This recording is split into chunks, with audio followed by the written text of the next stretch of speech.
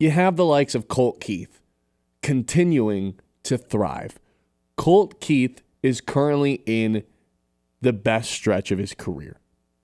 Last 35 games, very few players across the league, only a couple of players on the Detroit Tigers have been better than Colt Keith has. He's been in that leadoff spot against the right-handed pitching, and he dominated last night as he's done for the past month in that spot. So yesterday, 2 doubles, ends up hitting a home run as well, 3 hits in total on the day. Just 1 RBI, but just consistently getting on base, making contact with the ball, and finding ways to damage the fastball.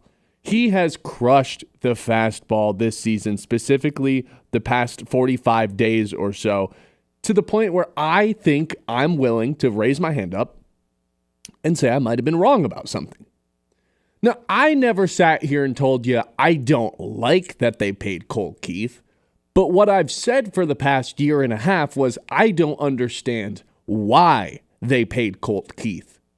What was it about Colt Keith that they wanted to get ahead of everything and pay him? Because the first year and a half of paying Colt Keith ahead of time was a questionable thing to look back on because he didn't really look up and you didn't look at the numbers and think, well, this guy is going to be magnificent, right? And he was never viewed as a top 5 prospect, a top 10 prospect across baseball the way Riley Green and Spencer Torkelson were. Colt Keith had some great numbers in the minors, but the fact that the Tigers were willing to pay him prior to him ever playing a game in the majors, I just thought was bizarre, and I didn't understand why they did it. Well, if Colt Keith is going to continue to play like he has the past 35 games, the past month and a half, well, then this is going to be an absolute steal of a contract in terms of how the team values it. This is a team-friendly contract. He's making no more than $5 million for the next 6 seasons.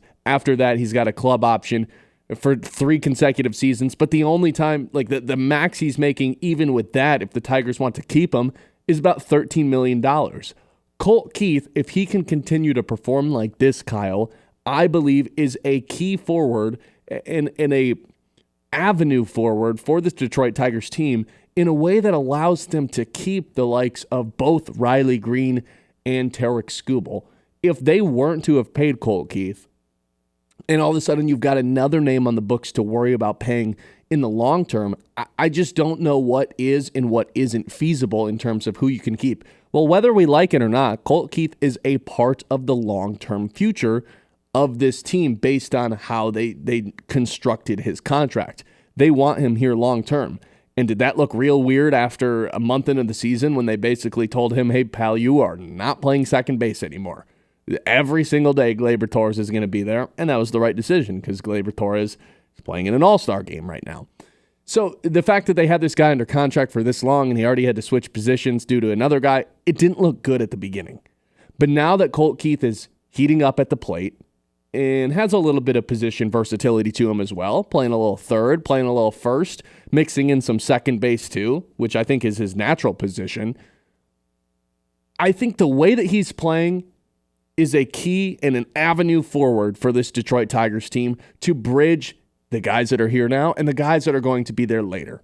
I look at what Colt Keith has done the past 35 days and say, all right, if this is the version of Colt Keith we are getting going forward, or if we're getting 70% of this version of Colt Keith going forward, and you expect some natural progression in there as well, I think that lets the Tigers off the hook in terms of paying Gleyber Torres, who's going to demand a big-time market this upcoming offseason. You look at who's getting paid among second basemen across the league. Gleyber Torres right now on this 1-year contract, $15 million, is the 3rd highest paid second baseman across baseball. It's not a giant market right now. Jeff McNeil is second. He's also being paid $15 million. And then Marcus Semien is making a whopping $26 million this season because the Rangers prematurely gave him a $175 million contract over the course of 7 years. That's $25 million per. I think they regret that because his numbers across the board are not as good as Gleyber Torres's. I don't think Gleyber Torres quite demands that much, but throw it in the middle of that. $20 million, 4 years, an $80 million contract. I just don't think the Tigers are going to be willing to pay that if they know we can get a way cheaper version of this for someone who could potentially be a better player in Colt Keith. He resorts back to second base. All of a sudden, you've got that spot locked up for the next decade, and it allows you, because you paid him at such a team-friendly deal, to be able to go sign a Riley Green, to be able to potentially re-sign Tarek Skubal. Now, a lot of these other guys, Spencer Torkelson, Kerry Carpenter, I don't know if that's as much of a guarantee. But what is guaranteed is Colt Keith is here for the long term, and the way he's playing over the past month, the way he's playing last night, you feel good about it if you're a Tigers fan. I thought it was weird. I never disliked the decision to pay him early. I was just confused on it. What did they see? Well, if this is what they saw at the minor league level, if this is what they always believed was going to happen, now it's all starting to make sense, Kyle. This is finally, the clouds are moving, the sun is coming out for the Colt Keith contract. Not that even if he was like an average player, it wouldn't have been that bad because, again, he's just not getting paid very much. Even though he did get paid, he's not getting paid this overwhelming amount. But you like to see some success from it. And now all of a sudden, it's looking like a very team-friendly deal if he can continue playing the way he's playing. Again, right now, it's the hottest he's ever been in his career. Yeah, this is the guy that flew up the rankings as a minor leaguer. The guy that mashed in AA and AAA and shot all the way up to the majors from basically being a nobody, a former fifth-round pick. That's why they paid him, because of how well he was as a all-around hitter.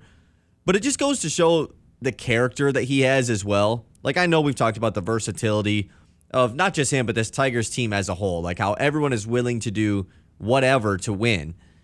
And Colt Keith has been tossed around at first and third, but even when you started talking about it, he's been hitting leadoff ever since Parker Meadows came back and was like, you're the ideal leadoff guy, but right now you're just not that guy. Colt Keith gets thrown into that spot, and he's just been tremendous in that spot. So, yeah, I've always been on board with the Colt Keith contract. I know we've discussed it several times here. I'm glad you're seeing the vision for sure.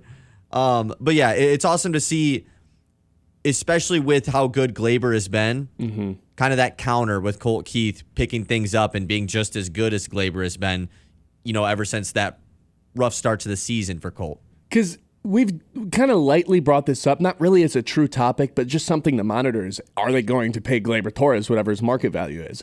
And last night was the first time I was like, I think you can just get away with not paying him, save yourself all this, like $20 million a season essentially, and just move Colt Keith back there for, a tenth of the price for the next 6 years.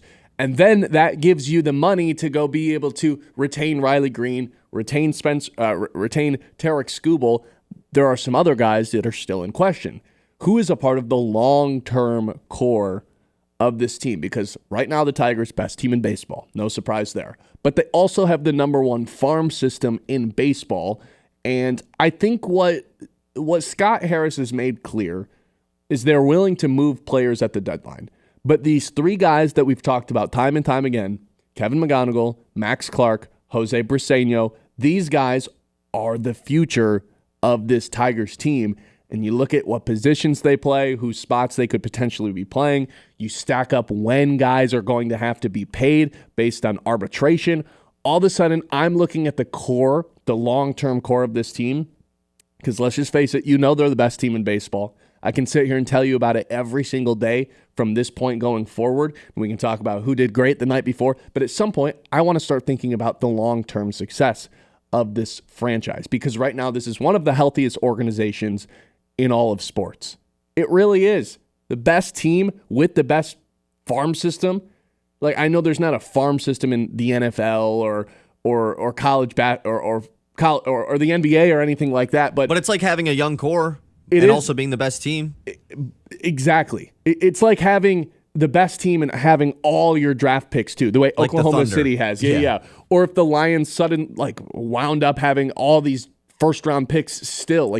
That is the equivalent of what the Tigers have found themselves in, the situation they found themselves in. You can sell all these guys at the deadline. I'm going to be honest, I'm not opposed to doing that. But it's more than likely that those top three guys in Briseño, Clark, and McGonigal aren't going anywhere. So you have to start thinking about whose spots are they taking down the line, because they are now one step closer to being at the big league level. All three of them promoted to AA over the weekend. Promote AAA, and then they're there and knocking on the door and threatening to take some of these Tigers' jobs. I want to know who you think is a part of the long-term core of this team. 989-837-6125. Whether you like it or not, Colt Keith is a part of it. I'd love to tell you Riley Green is part of it. You still got to get the contract done. But that's the one I have the most confidence in. This isn't even a Tarek Skubal conversation. I don't really want it to turn into a Tarek Skubal conversation because obviously every single person listening and watching on our YouTube wants Tarek Skubal to be a Detroit Tiger. There's no excuse for him to not be. He's going to be the highest paid player in baseball. He's going, at least the highest paid pitcher in baseball. Shohei's kind of in his own planet. Bring him back. He gives you a ticket to being a successful team and having a chance at a World Series. Bring him back. That's not what this is about. What this is about is evaluating the market value of guys, evaluating positional value, evaluating when each guy is due for a pay raise in a new contract, and deciding who is a part of this long-term core. Riley Green, Spencer Torkelson, Kerry Carpenter, even Wenzel Perez, Zach McKinstry, who continues to be a dominant player in 2025, Colt Keith. Who is here for the long run? 989-837-6125. It's the Ben Bosscher Show on a Monday. We've still got a lot to